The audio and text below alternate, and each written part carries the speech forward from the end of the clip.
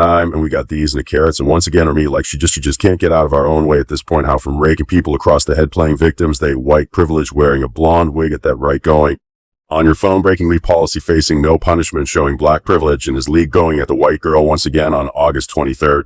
Or although it was the funeral last night, Caitlin Court led your funeral. I enjoyed watching your funeral last night. It was pretty fun. But these and the carriage, and once again, more stuff just keeps coming out. She is pumping Caitlin Clark in the chest. Welcome back to the Clark Update. WNBA fans, a major controversy is now surround.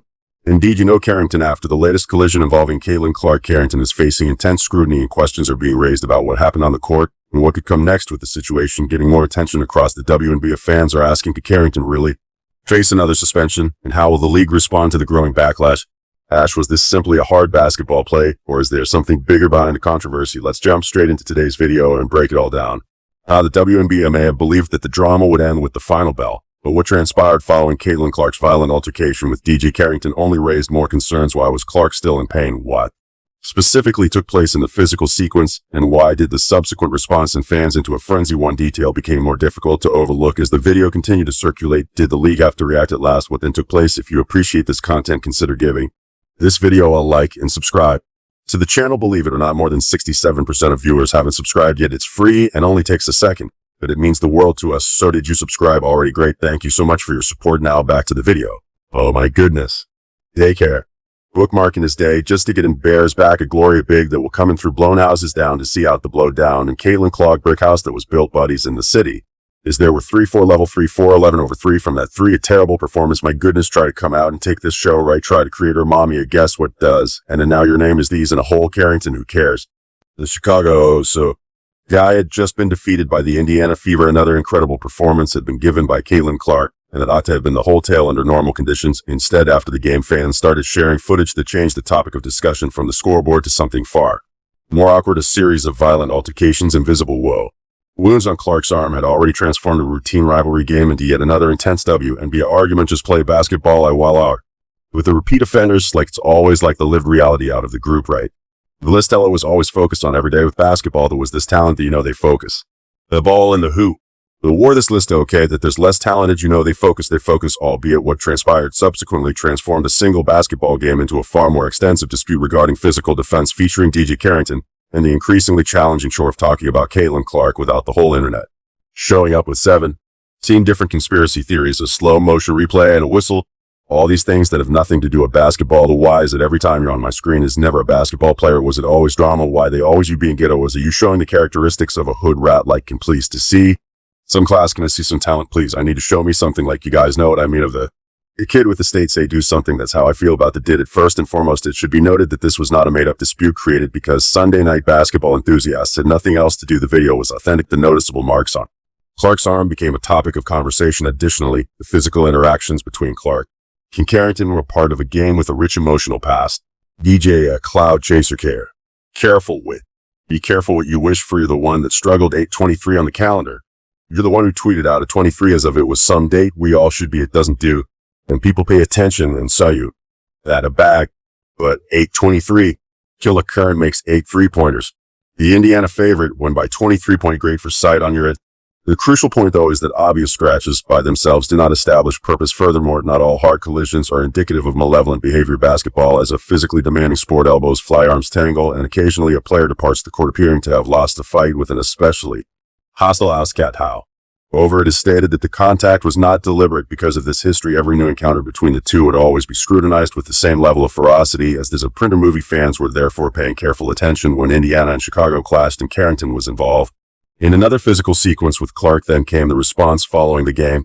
When footage started to circulate online and attention turned to the marks on Clark's arm. According to the story source material, viewers pointed to scrapes, grabbing, holding, and other physical contact that they thought you'd have prompted more whistles, transforming the incident into a larger debate about Clark's officiating.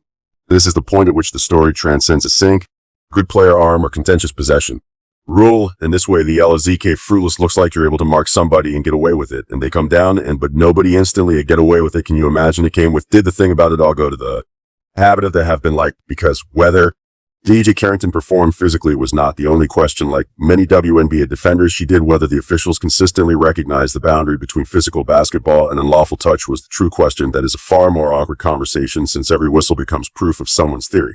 After fans lose faith in Consistency. When one side witnesses Clark being seized, the question why the whistle doesn't sound in 2026, the other side sees Clark participate in a physical sport, basketball. The issue for anyone thinking that this scandal would divert Clark's attention is that he reacted in the most annoying manner imaginable for an opponent after she finished playing. She burst. Kelsey Mitchell scored 30 points and Clark concluded Indiana's 1-1-3-9-0 victory against Chicago with 37 points, 10 assists, and a career-high 8 three-pointers with 5 career games with at least 30 points and 10 assists, more than the all of WNBA history. Clark's performance was more and just another spectacular night. Additionally, Indiana eliminated Chicago from playoff contention with the victory.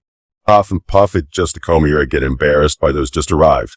Star I was these and a poke in it there. They get it once again. Try to create a moment. Look at it. Yuki like I'm fairly leg. And is it all in a rare face? Big known. And like it's somebody give it a t-shirt, may give it a tech, give it a tag. They get it. And they have just gone up. Okay. Do you want to smoke, Caitlin? Don't get you want to smoke. She's going to give it the now pause and consider how absurd that sounds. There were been for 30.10 assist games in the entirety of WNBA history by herself. Caitlin Clark made it to 5. It sounds like someone inserted an extra number by mistake, which is the kind of figure that causes people to double check the screen. Apparently, though, no, the calculator made it out alive suddenly. There was a box score next to the image of Clark, leaving a very rough game, with obvious marks on her arm as if she had spent the entire evening personally disparaging Chicago's sense of tactics. It was impossible to ignore the entire conversation because of the disparity. Basketball turmoil was the most bizarre aspect of a whole event, and fans might debate whether or not every scratch was deliberate. Clark seemed to react better the more difficult the game seemed to get. An already simmering issue was further exacerbated by a particularly angry confrontation between Carrington and Clark. According to reports, Carrington appeared to indicate that Clark had flopped when he was called for contact regarding Clark. In response, Clark decided not to try to win an argument for the remainder of the evening. Rather, she persisted in her attack, hit a step back 3 in front of Carrington, and the extreme change soon became one of the most talked about parts of the game. And Carrington had circled on her calendar and won the world to see happen tonight. And how did it turn out? Get on. Clark had 37 points, 10 assists, 8 threes, and we got this lovely reaction. But I want to point out something that happened in the game. Some of his Chicago's guy, including DiJonai Carrington, to me, we're looking for a fight this game, and Caitlin, instead of talking about in the media, just didn't wait for basketball skills. And this is one of the plays that particular instance was significant because it illustrated the contrast between the drama surrounding Clark and her typical responses to it. She can cause the conversation around her to spiral out of control. Clark, on the other hand, typically has another position to play, which may be the main factor contributing to the explosiveness of these circumstances. Her games blend in seamlessly with the regular season schedule. She's not your typical player because millions of people are watching her. Every altercation involving Clark is magnified, and every content. This moment instantly becomes material for repeated replay. As a result, the marks on her arm became more than just marks. They turned into symbols. They symbolized in the eyes of Clark supporters a broader trend of opponents utilizing undue aggression against the biggest player in the game, while authorities don't always offer protection. The strongest argument does not require a conspiracy theory at all, which makes the discussion more engaging. Referees don't need to scheme in secret in a dark room like villains in basketball to decide who gets to make free throws. Inconsistency is all that is required for controversy. Additionally, inconsistency is significantly more destructive, far more common, and far more credible. It didn't a character fall again. A clock right here. Look at, isn't it? So she says she's reaching at football, falling. Caitlin Clark, we can visibly see she's going at Caitlin as the ball all the way out here. So clearly didn't get basketball. You got something else. If you got basketball, the war would have, left. Caitlin in it would have got, deflected to something. I would have went out. There will be a loose ball, but no Caitlin.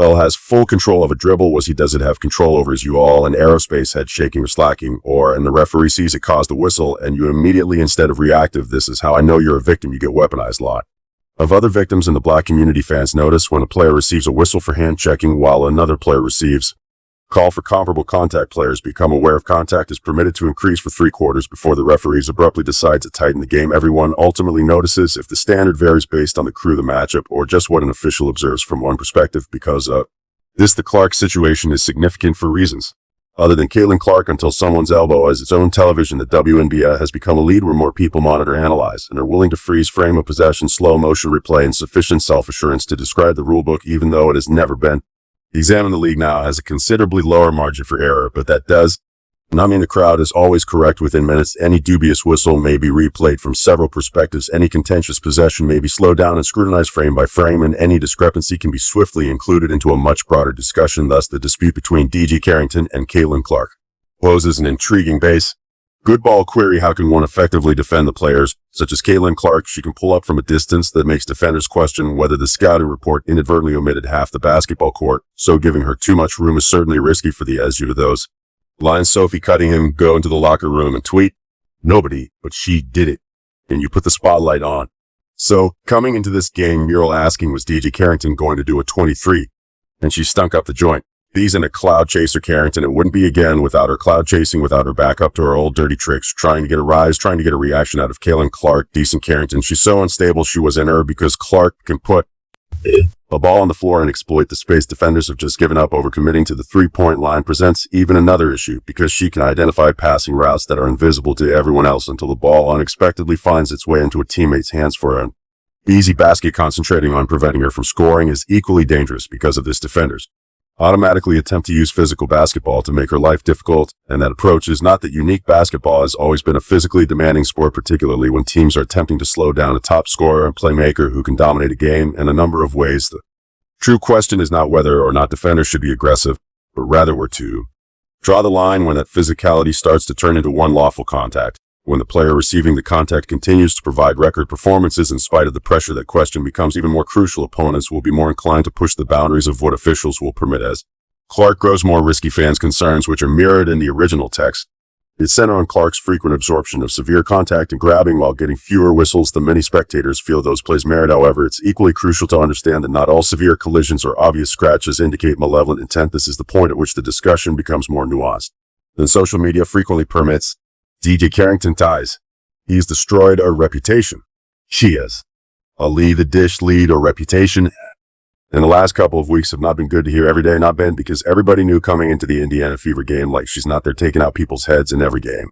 Like we saw when the Billings was running, when most Billings was running in a lab, we saw what an actual chase down block or when an actual block from mine, just as Caitlin Clark deserves more consistent officiating without every missed whistle being proof that the league is intentionally targeting her. DiJonai Carrington can play an aggressive and very physical style of defense without every physical. Being instantly labeled as dirty. Fans have a right to be irritated by dubious calls, but this does not show reasons that the evidence does not support. However, an officiating issue does not need the WNBA to hold a covert meeting inside a volcano with officials gathered around a massive screen and calculating how many free throws Clark is permitted to make. A much more plausible answer is inconsistency, which can be equally harmful. However, based on some of the comments made online, the discussion that follows seems to be more concerned with missed whistle scratches and possible injuries than with the actual basketball game. Nobody is requesting that the WNBA transform defense into a courteous social gathering where players, as exchange prior to swapping roles. Basketball should continue to be a rough sport, but there must be uniformity in the standards. When illegal contact happens, it should be reported. Every player should be protected in accordance with the same standards, and legal physical defense should be permitted to continue. Additionally, the league cannot afford to wait until the internet has produced a 47-part slow-motion inquiry before concerns about whether a specific sequence warrants further examination start to surface. How you like me? If you like me now, it's like that. Lie. You like the Clark show, baby.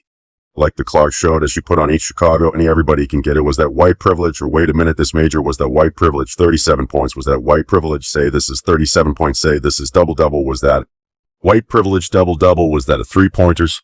Like your eyes. Threes from Baghdad regarding Clark. It's possible that this most recent chapter has confirmed what her rivals have already figured out. It can be risky to try to annoy her. She seems increasingly adept at converting that energy into fuel as the atmosphere gets more turbulent. Opposed to Chicago, the violence sparked a lot of conversation. The tension was evident and the issue around the game was already growing. Nevertheless, Clark finished with 8 three-pointers, 10 assists, and 37 points. This is the reason why the entire narrative is so awkward for the person in the room. Chicago finished with 90 points while Indiana earned 113. Additionally, Clark scored 37 points, dished out 10 assists, and made 8 three-pointers in a performance that increased her career total to 5 games with at least 30 points and 10 assists. The source material claims that Clark had more of these performances than the entire WNBA history put together. This is the kind of statistic that elevates the entire debates around during the game. However, the controversy is unlikely to end anytime soon, since fans will continue to scrutinize the video, discuss the whistles, and scrutinize each of Clark and Carrington's upcoming games with a level of focus often reserved for a lunar landing. She started off real well, and I'm not going to pretend she didn't. This second K on clock check into that game, it was like switch flipped. It was like, I'm going to, or a farm. The only thing I care about is getting my clips or my clips, and it's the only thing that matters.